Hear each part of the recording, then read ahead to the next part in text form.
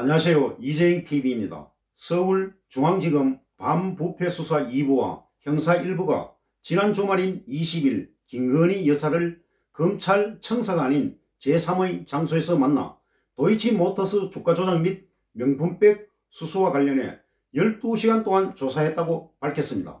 여느 피의자처럼 검찰 청사로 소환하지 않고 조사 사실도 차후에 공개했습니다.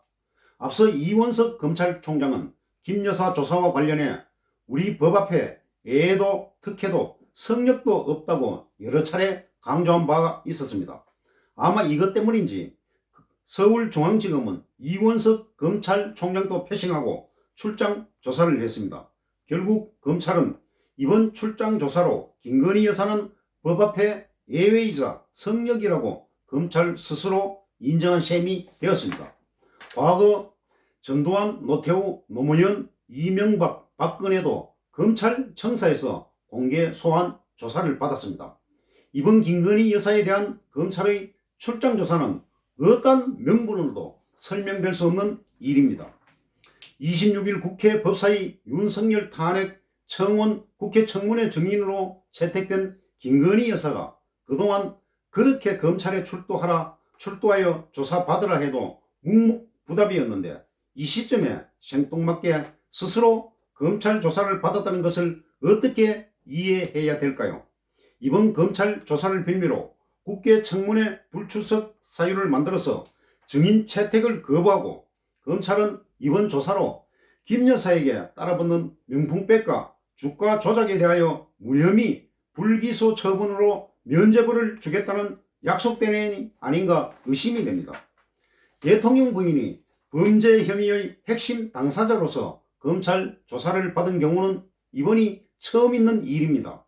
주가 조작에 연루됐다면 심각한 범죄이고 동영상으로 공개된 명품백 수수 장면은 국민들에게 커다란 충격을 주었습니다.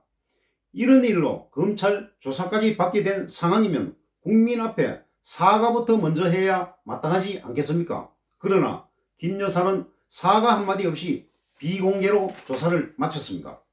김 여사는 조사에서 명품백을 돌려주라고 지시했다는 진술을 했다고 합니다. 대통령실 행정관이 지시를 깜빡 잊고 돌려주지 않았다는 주장을 되풀이하고 있습니다. 이게 사실이라면 왜 처음부터 밝히지 않은지 이해할 수가 없습니다. 대통령실 여당 국민권익위원회까지 나서 외국인이 준 선물로 대통령 기록물이라고 상식에 맞지 않는 주장을 펴다가 이제와 돌려주라고 했다는 앞뒤 안 맞는 해명을 내놓고 있습니다. 명품백은 아직 검찰에 제출되지도 않았습니다. 증거물도 검증하지 않고 대면 조사부터 했으니 수사 절차도 앞뒤가 맞지 않는 것 같습니다.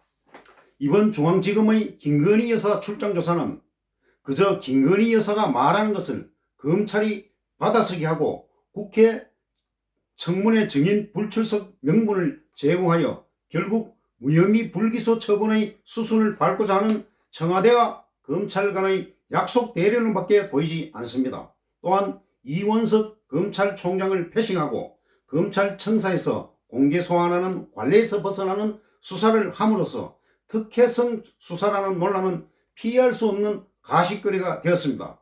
어쨌든 검찰이 스스로 자초한 일이기에 그에 상응하는 책임이 반드시 뒤따른다는 사실을 기억해야 할 것입니다. 감사합니다.